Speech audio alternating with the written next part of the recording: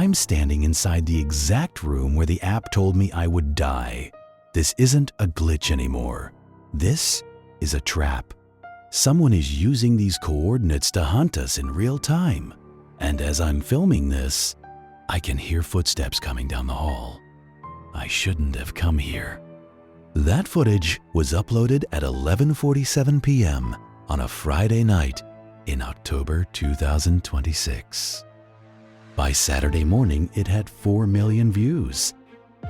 By Sunday, the user who filmed it had disappeared, and the app that led him there still live, still running, still sending coordinates to anyone curious enough to follow them. To understand what happened at Blackwood Sanatorium, you first need to understand the world that made it possible. In 2002-06, location-based exploration apps were everywhere. They worked on a simple premise: quantum entropy algorithms generating random coordinates anywhere within a user's radius. No destination in mind, no predetermined path. Just pure algorithmic chance, packaged as adventure. The appeal was undeniable. Go somewhere you would never go. Find something nobody has found. Experience the world as a series of unexpected discoveries rather than a planned itinerary. Millions downloaded them. The most popular was called Veil. Its tagline, "The algorithm knows where you need to go." Veil differentiated itself from competitors in one specific way.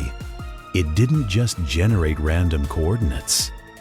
It cross-referenced those coordinates with historical records, crime databases, death registries, paranormal reports, and flagged locations with what it called a resonance score. The higher the score, the more the app promised you'd find. Users loved it. Horror content creators built entire channels around it. Teenagers used it on weekends like a dare. Then the reports started coming in. Small things at first. A user in Ohio following Veil coordinates to an abandoned farmhouse and finding fresh footprints inside. A woman in Georgia whose app guided her to a cemetery where her own grandmother was buried, a grandmother she had never known existed. Unsettling, unexplainable, but not dangerous. Not yet. In September 2006, something changed inside Veil's algorithm. Users across 17 different states began reporting the same anomaly. No matter where they opened the app, no matter what radius they set, the coordinates it generated pointed to the same location: a single GPS pin in rural Pennsylvania. Latitude 41,384.7, longitude -75.619, the Blackwood Sanatorium. Built in 1912, closed in 1979 under circumstances the county never fully disclosed. Patient records sealed, staff testimonies. The building itself left standing, too expensive to demolish, too contaminated to repurpose. It had been sitting empty for 47 years.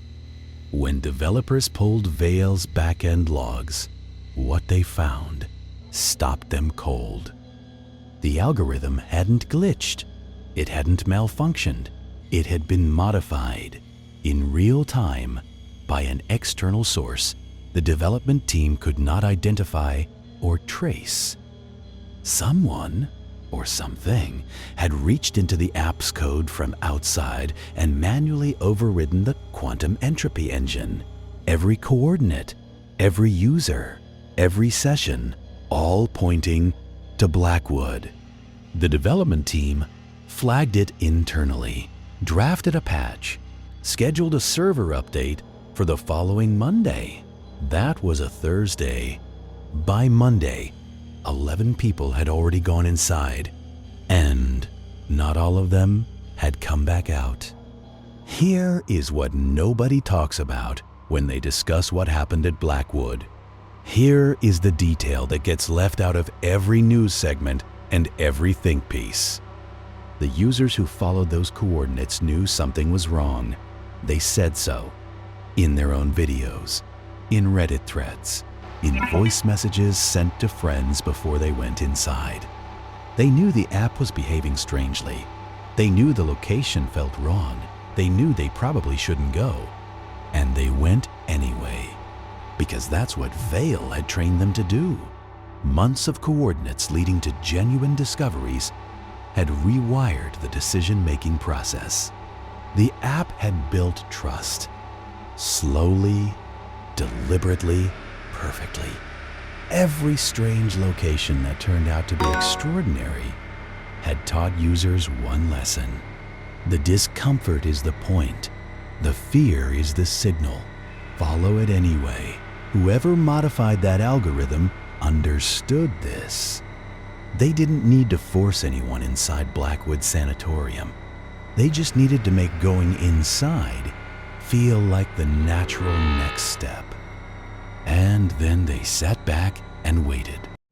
The first documented group entered on October 9th, 2026. 4 users. All had received the same coordinates. All arrived within 30 minutes of each other. None of them had ever met before in their lives. They found the front entrance already open, not broken open, not rusted open, unlocked. Recently, the chain that had secured it cut clean with bolt cutters and left on the ground. Someone had prepared for their arrival. Inside, the sanatorium was exactly what 4 decades of decay suggested it would be. Collapsed ceilings, flooded corridors, medical equipment rusting in rooms that still smelled faintly of antiseptic beneath the mold. But Vail was still running on their phones, and inside the building, it was doing something new. Augmented reality overlays had activated without prompting, directional arrows appearing on their screens. Glowing markers floating in the darkness ahead of them, guiding them deeper, down staircases, through locked doors that had somehow been left ajar, into the basement levels where the original patient wards had been. It felt like a game. It looked like a game. It was not a game. The markers led them to specific rooms. Each room contained a physical object, a manila envelope, a sealed evidence bag, a handwritten note, placed recently, deliberately, by human hands. Inside each envelope, a photograph, surveillance photographs, recent ones taken from outside their homes, their cars, their workplaces. Each photograph had a name written on the back, their names. That was the moment the game ended and the nightmare began. Because when they turned to leave, they discovered the exits had been locked, not stuck, not blocked by debris, remotely locked. Electronic deadbolts, installed recently in the old door frames, controlled from somewhere outside the building. Someone was watching their location through the app in real time. And the moment they tried to leave, that someone locked the doors. Their phones still worked. Barely. 1 bar of signal in the basement. Enough to call 911. Enough to upload one final video. The footage is 43 seconds long. A shaking phone camera. Darkness punctured by a flashlight. 4 people pressed against a wall in a basement corridor. And a voice, calm somehow given the circumstances, speaking directly into the lens. I'm standing inside the exact room where the app told me I would die. This isn't a glitch anymore. This is a trap. Someone is using these coordinates to hunt us in real time. And as I'm filming this, I can hear footsteps coming down the hall. I shouldn't have come here. The footage cuts out. Police arrived at Blackwood Sanatorium 40 minutes later. They found 3 of the 4 users in the basement, shaken, dehydrated, physically unharmed. The 4th, the one who filmed the video, was found on the floor above, alone, unconscious. He was hospitalized for 3 days. He has never publicly spoken about what he saw in the time between the video ending and the police arriving. The electronic deadbolts were still installed in the door frames. Whoever fitted them had done so weeks earlier. The surveillance photographs were taken to evidence. No arrests have been made. When cybersecurity investigators finally gained access to Vail's compromised backend, what they documented was methodical, patient, precisely engineered. The external source had not hacked the app randomly. It had spent weeks studying user behavior patterns, identifying which users were most likely to follow dangerous coordinates, which were most likely to go alone, which were most likely to keep filming regardless of the risk. It had built psychological profiles of thousands of users from their in-app behavior alone, and then it had selected its targets. The Blackwood incident was not the first time this had been attempted.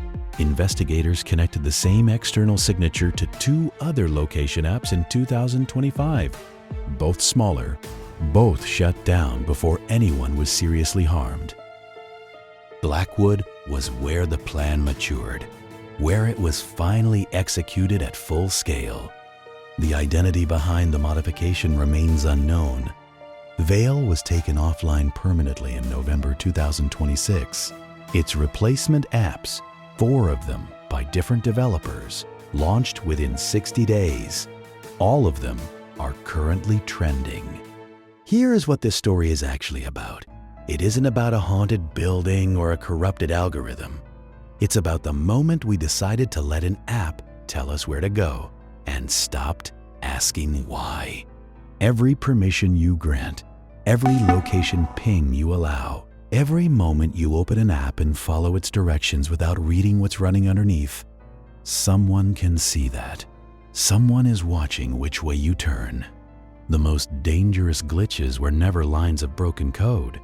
They were the predatory intentions hidden inside them, patient, precise, waiting for enough users to trust the screen more than their own instincts, waiting for someone curious enough, brave enough, foolish enough to follow the coordinates into the dark. Before you close this video, check which apps on your phone have access to your location. Right now, check how many of them are running in the background. Check how many you don't remember installing. Because somewhere out there, an algorithm is generating your coordinates, and someone is already reading them.